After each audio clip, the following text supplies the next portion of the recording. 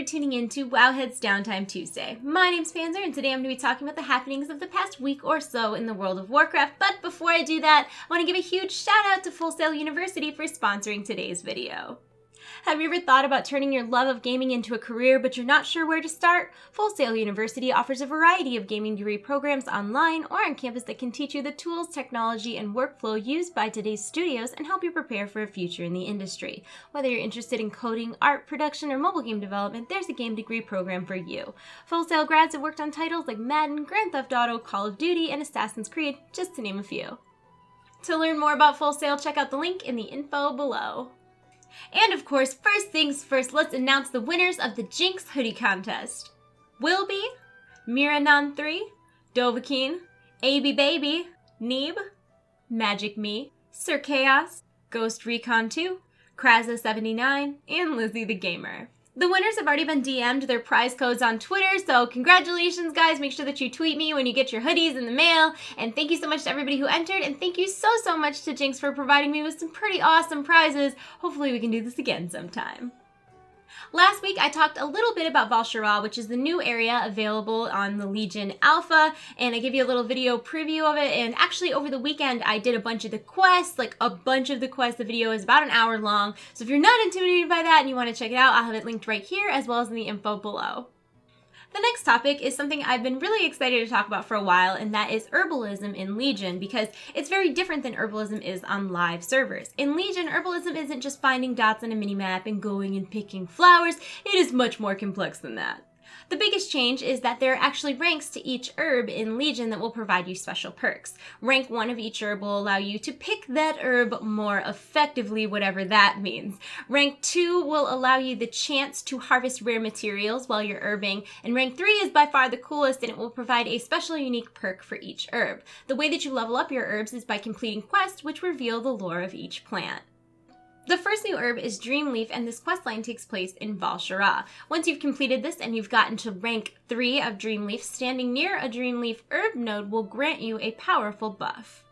The next new herb in Legion is Aethril, and the majority of the questline takes place in Azuna. Once you've reached rank 3 and you've obtained your rank 3 perk, sometimes when you are picking Aethril on the Broken Isle, you will have a chance to spawn additional herbs.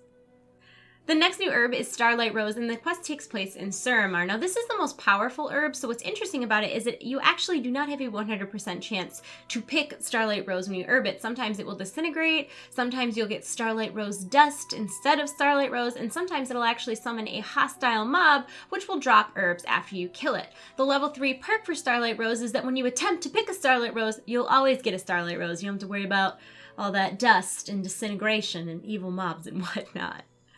My favorite new herb coming in Legion is Foxflower, and the questline takes place in High Mountain. Now, what's really neat is whenever you gather a Foxflower, there's a chance for a little fox to spawn and run around, and if you follow him, he drops a trail of flowers, and if you run over the flowers, it'll add additional Foxflower to your inventory, so that's adorable. But then, when you actually get rank 3 of Foxflower, there is a chance that when you pick one, that it'll summon a little fox that'll fight alongside you, which is adorable and also super helpful. 10 out of 10. Can't wait. Next up, we have Fjarnskagel, the pronunciation of which I have probably just slaughtered. But this questline takes place in Stormheim, and it's very Vicryl heavy lore, and there's books that you can read about the herbs and the lore behind them, which is pretty cool. And when you reach the level 3 rank, anytime that you are herbing in the Broken Isles and you pick up an herb, you'll be able to mount up very quickly immediately afterwards, which is pretty cool. And last but not least, we have Fellwort, which is currently the most rare herb in Legion and is only used in one crafting recipe to make an epic alchemy trinket. TLDR, Herbalism is actually really cool in Legion.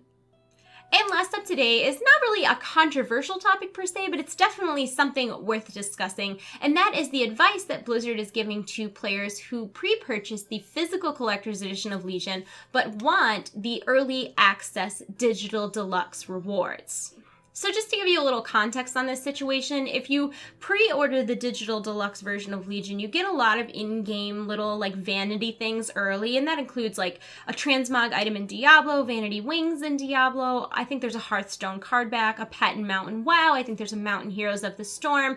Very typical Blizzard collector's edition type stuff. But the problem is that for Legion, they're actually allowing anybody who purchased the digital deluxe version to have early access to Demon Hunters, which we don't entirely know what that means yet, whether it's going to be a day or a week or a month, who knows.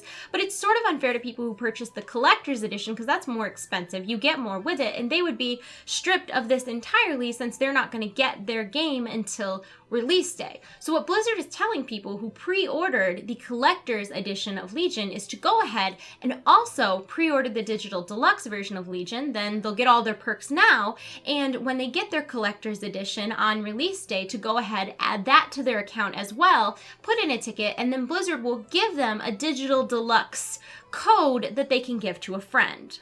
I'm gonna be honest, for me this doesn't seem like a great solution to the problem. I think that preemptively they should have thought about this since it was a problem back in Mists of Pandaria, and I think the best solution, it wouldn't even be solving a problem because the problem wouldn't have existed in the first place, is to make the stuff that's part of the physical collector's edition separate from the actual digital deluxe code. So if you bought the physical collector's edition, it would be the art book and the mouse pad and, you know, the CD soundtrack and all of those things that come in it, but it wouldn't come with the actual game.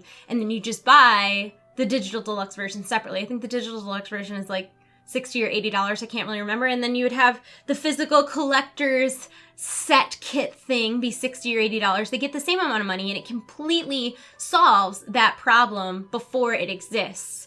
If they're going to handle it after the fact, where they're asking people like, oh, spend the money and then we'll give you a code back, I think they should just refund the money, because theoretically the code that is in your physical collector's edition box is just a digital deluxe code. There's no point in adding that to your battle.net account and then waiting for Blizzard to send you back a digital deluxe code. Just give the code that's in your collector's edition box to your friend. There's no difference on your account. It doesn't matter. You get all the same rewards. So I just feel like that's not really a fantastic solution, and you'd be better off just giving the code in the collector's edition away if you're going to be giving a code away. But in my opinion, they should have either thought about it preemptively or just given a full refund. That's where my thoughts are at. But I would love to know what you guys think. Let me know in the comment section below if you think it's fair that they're just giving back a digital deluxe code that you can give or sell or whatever you choose to do with it. Do you think they should give a refund? Do you think this is a problem they should have tackled before it even existed? Let me know in the comment section below. When we think about your answers, check out our answers to last week's question.